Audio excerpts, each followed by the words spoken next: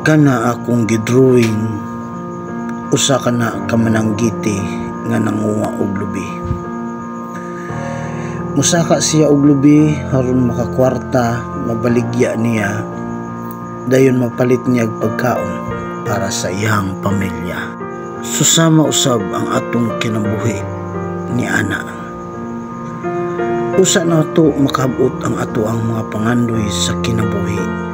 Musugod jud kita sa ilalom sama sa mananggiti, usa siya moabot sa taas, musugod jud siya sa ilalom pagsaka paingon sa taas.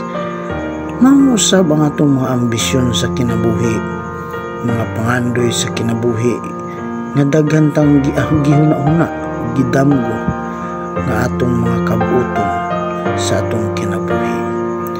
Atong kanunay hinumduman nga musugod jud kita sa uno. Usa nato na makabot ang tanan.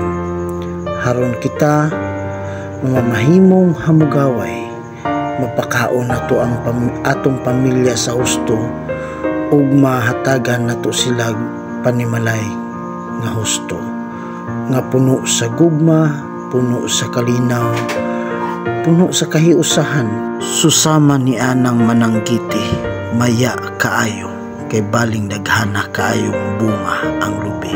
Ingon usab ni ana ang atong kinabuhi, once nga makabot na nato atong pangandoy, malipayon usab kita kaayo.